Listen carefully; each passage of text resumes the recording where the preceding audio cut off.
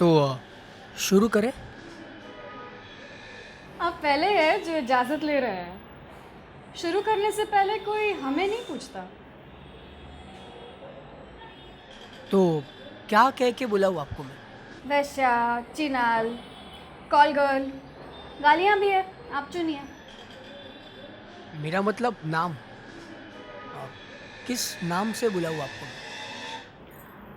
काम के दौरान सानिया बुलाते हैं और काम के बाद कुमुद।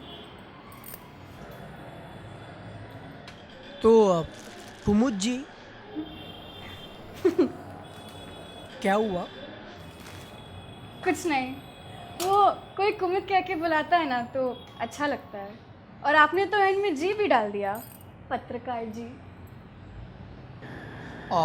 तो कुमुद जी, मुझे कुछ आपके बारे में बताइए। मतलब आपको मुंबई में आके कितने साल हुए, आपका बचपन वगैरह वगैरह।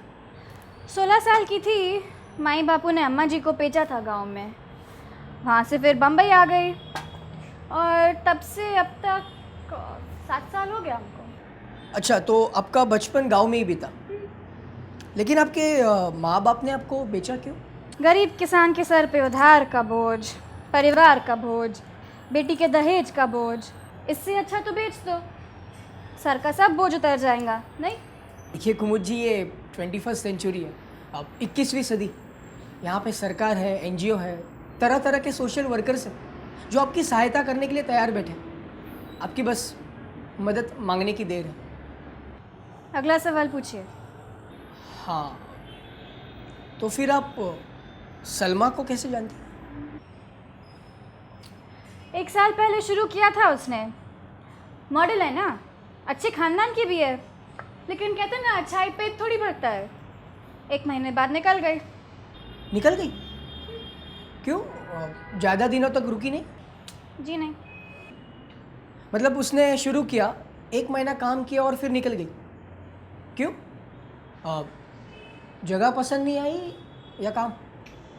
एक बड़ा क्लाइंट था, सलमा को बोला पिक्चर में काम दिलाएगा, शादी बनाएगा। यहाँ से निकाल के ले गया और फिर प्राइवेटली उसको बेचने लगा। और वो चली गई उसके साथ? कुछ बोली नहीं? सपने इतने बड़े बड़े दिखाए थे उसको, सुना मारता भी था उसे। साला जब कपड़े उतरते हैं ना, तब कोई कुछ नहीं सोचता। जो खरीदता है सोचता है कुछ भी कर लेगा। हाँ तो ठीक है, थैंक यू। क्या हो गया? हाँ। बस इतना ही? हाँ। वाह, और कुछ नहीं पूछना? नहीं, जो पूछना था वो पूछ लिया। तो मैं कुछ पूछूं? पूछिए। तो आज आप कितने लोग का इंटरव्यू लिया? 2, 4, 5। 5? वाह। और सबसे आप यही सवाल पूछा? नहीं, जैसे कि इन 5 में से आपका कल का हेडलाइन आपको किसने दिया? देखिए कुमुद जी, बात हेडलाइन की नहीं है। हम मुंबई के ब्रोथेल्स में जाके एक बैक स्टोरी कर रहे हैं और उसी सिलसिले में आपका इंटरव्यू लिया, बस। Women in brothels have a voice too. सुनने में अच्छा लगता है ना, सवेरे के चाय के साथ अच्छा जचता है। आपकी सोफिस्टिकेटेड सोसाइटी पढ़ेगी, दया खाएगी और फिर पन्ना पलट के पेज 3 पे अटक जाएगी। नहीं, कि कुमुद जी, बात पेज 3 स्टोरीज या फिर फ्रंट पेज हेडलाइन की नहीं है। जैसे मैंने आपको पहले बताया कि हम मुंबई के ब्रोथेल्स के ऊपर एक बैक स्टोरी कर रहे हैं और उसी सिलसिले में आपका इंटरव्यू लिया, बस। तो आप तो पहले इधर कभी आए नहीं हो, तो फिर आज क्यों? 1 हफ्ता पहले सलमा को उठा के पुलिस ले गई, उसके लिए आप आज इधर आया, वरना हमसे कोई कुछ पूछता है? देखिए, मैं एक पत्रकार हूँ और हमारे अखबार में सिर्फ एक ही प्रकार की खबर नहीं छपती। हमारे अखबार में स्पोर्ट्स है, एंटरटेनमेंट है, डेली हैपनिंग्स है, बहुत कुछ है।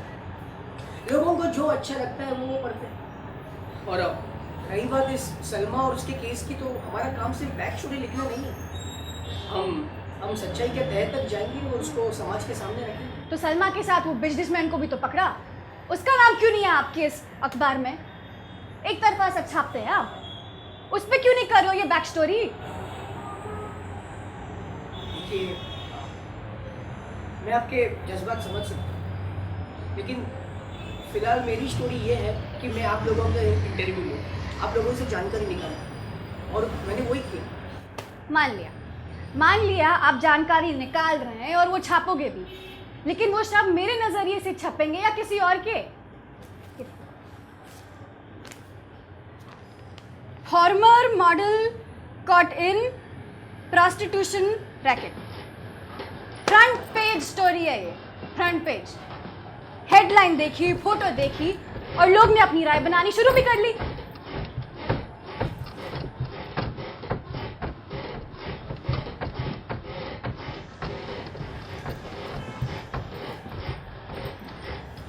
यहाँ बहुत शौकीन लोग आते हैं रिपोर्टर साहब, सिंगल मैन, बिजनेसमैन, बीवी बच्चों वाले मैन।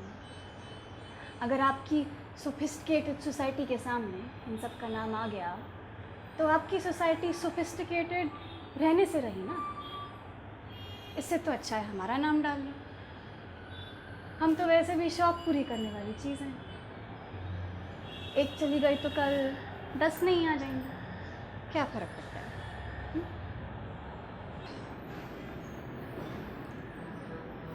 जायज़ है, आपका गुस्सा जायज़ है। जानता हूँ कि कभी कभार खबर सिर्फ आधी ही छपती है। ये भी जानता हूँ कि आपका दर्द हमारे समाज के दया खाने से या फिर कैंडल मार्च से कम नहीं होगा। लेकिन कुमुद जी, मैं एक पत्रकार हूँ, इस समाज का आवाज़, और इस समाज के आवाज़ का प्रतिनिधि होने के नाते मैं आपको विश्वास दिलाता हूँ कि फ़िलहाल हमें जो बयान दिया गया है उसके हिसाब से वो खबर उतनी ही है जो आपने पढ़ी है। लेकिन मैं आपको विश्वास दिलाता हूँ कि पूरी जांच पड़ताल करने के बाद किसने, क्यों, कब, क्या किया, ये सारी चीज़ों को मद्देनज़र रखते हुए सच्चाई क्या है वो समाज के सामने लाई जाएगी। अरे किस किस की सच्चाई आप सामने लाएंगे? वो हर बच्ची जिसको अगवा किया गया हो, या फिर वो हर लड़की जिसको गलत सलाह दी गई हो, जिसका फायदा उठाया गया हो नाजायज, वो हर औरत जिसके दोनों पैर इस कीचड़ में धंसे जा रहे हैं, मर्जी से या मजबूरी से। किस किस की सच्चाई आप बाहर सामने लाएंगे? और अगर ऐसी बात है तो आपकी बहुत बहुत शुभकामनाएं पत्रकार साहब। शुभकामनाएं ये जानने के लिए कि क्या क्या, किसने और क्यों किया, इस मामले की जड़ तक पहुंचने के लिए। और ये जो आप जिसे अपना बैक स्टोरी कह रहे हैं ना, ये हमारा रोज का काम धंधा है और हमारी रोज की जिंदगी है ये। तो बहुत बहुत शुभकामनाएं आपको आपकी ये स्टोरी के लिए।